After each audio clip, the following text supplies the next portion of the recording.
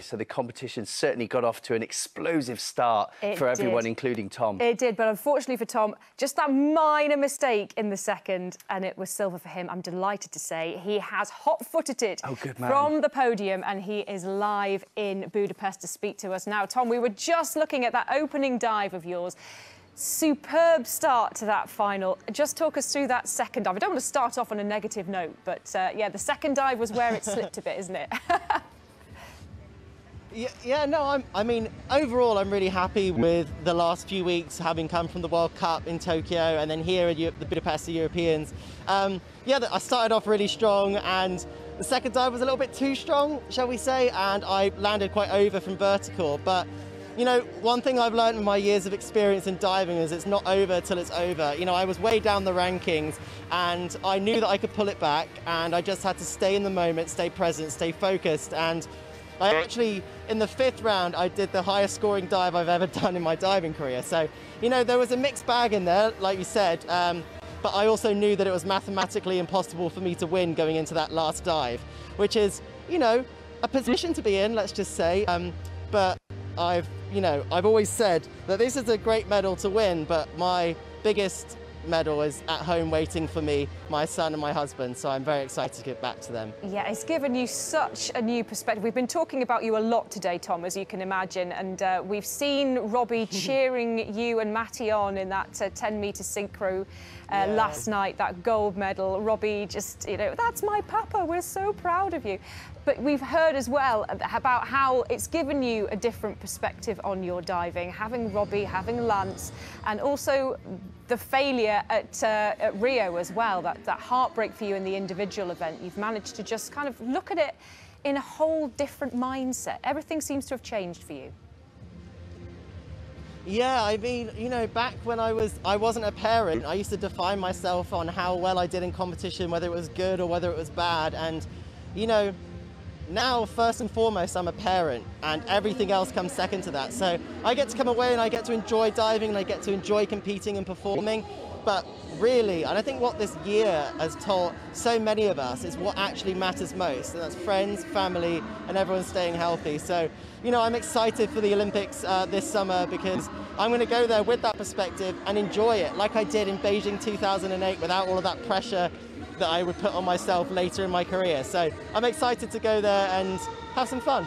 I'm really excited for you, Tom. Obviously, I've been part of this adventure from the safety of the stands for a while now, and I was delighted to see you finding your way back into the sport with the love that you initially had at the beginning, and that just serves you so well. I'm just wondering how you're going to spend the next 8 weeks. What is it you're going to be focusing on, working on, or will it just be back into that relaxed mode, staying healthy and injury-free, and then getting back out to Tokyo? Yeah, I mean, well, as soon as we get home, I turn to the grand old age of 27 next week. So after a little bit of thank you. After a little bit of downtime and just being able to squeeze Robbie for a little bit, you know, we're right back into training. I think we might be having a training camp at some point in the build-up to it, but realistically, it's just going to be back to the grind and trying to make the most of this next 8 weeks before we leave for Tokyo.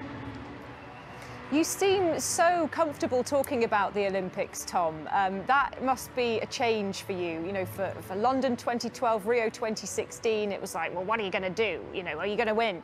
But this time, you do sound comfortable talking about it. I mean, it says it in the name of the event. It's just a game. It's the Olympic Games. So at the end of the day, when you're playing a game, you want to have fun and you want to enjoy it, whether you win or whether you lose. So I've trained so hard for all of this time leading into these Olympic Games, so I don't want to torture myself through the experience like I have in the past. I want to actually enjoy it, and you know, when you can enjoy performing, you can enjoy doing what you love, that's when you get the best performances anyway, because you're not putting all that pressure on yourself. So, you know, yeah, I'm excited about it, and I think I've finally found that peace with how I am going into competitions. You know, win or lose, I'm here for the fun. Speaking of athletes putting pressure on themselves, Tom, how do you think the Chinese are feeling, having watched yours and Matty's performance in the synchro last night, and then you and Bondar tearing it up tonight? How do you think they're feeling? Well, they actually had the nationals this week, and mine and Matty's score was higher than their score at their national championships. And also, funnily enough, even though I didn't dive very well, my total was higher than the winner of the national championships there. So, you know, it's exciting, and you never know what's going to happen in a diving competition. That's the beauty of it. Like, if we did that competition again right now, that you could shuffle a pack of cards and it might be completely different. So, you know, at the end of the day, it's whoever comes there the most prepared, and no matter how much training you've done and whether you've been training really well, what ends up happening in the Olympic Games with a sport like diving is all here. And if you don't have it there, it's over. You know, by that point when you're actually on the diving board, it's 90% mental and 10% physical. And that's why we love it. You just can't tell what's going to happen. Tom, have you had much time for knitting whilst you've been out there? Any crochet?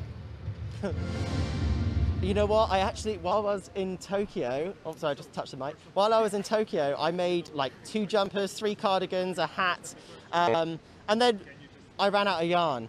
So by the time I got to Budapest, I didn't have anything while I was here. So, you know, next time, I did try and order some, but you know, with Brexit and COVID and things like that, I don't think it arrives in Budapest very quickly from the UK. Oh my goodness, don't know what you've been doing with your time. What was it like being out in Japan? That was your first look and first chance to compete at the Olympic pool. What did you make of it? And what do you think the Games are going to be like this summer without the fans, with empty stands? You know, it's going to be funny, isn't it?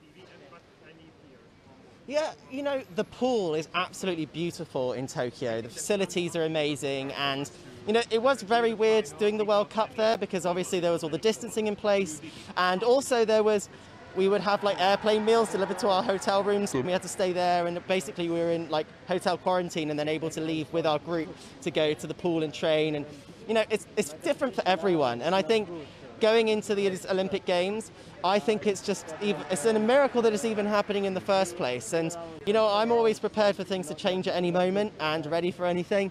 And I think that's the one thing that experience has taught me, and because it's going to be very different Olympic Games. For people who it's their first Games, it might be a very different experience to what they might have thought it was going to be.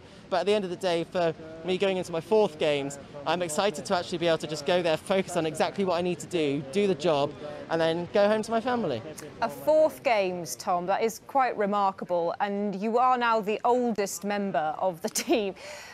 Do they come to you for advice? I mean, what would you say to them, waiting for that announcement of the British team, waiting to see who's going to be on that plane to Tokyo? You know, people like Andrea Spendolini-Siriex, who we saw won 2 medals at this European Championships. Do you help them out, and what would you say to them? Yeah, I think at the end of the day, it's like I've said before, it's all about only controlling what you can control and try not to control the uncontrollables. So it's very much about trying to, you know, I think people have quite a good idea of who's going to be on the team and who isn't, but obviously it can't be officially announced until I believe the 2nd of June, diving is announcing their team. And you are just about, I imagine, to get on the flight home as fast as you can to see your family. I know that Lance and Robbie have been watching you compete in Budapest and in Japan. Give them a bit of a message before we say goodbye. Oh, I am so excited to see both of you, Lance and Robbie. It's been a very long time. I am actually leaving the hotel at 3 a.m. and I'm going to be home at 11. So, you know, get some eggs on toast ready because I'll probably be hungry. But I'm so excited to see all of them. It's unbelievable. You have earned it, Tom. Thank you so much for talking to us. You get yourself off, get yourself packed up and on that plane, and have a very safe travel home. Lovely to speak to you as always, Tom Daley. Thank you very much. What a superstar, isn't he?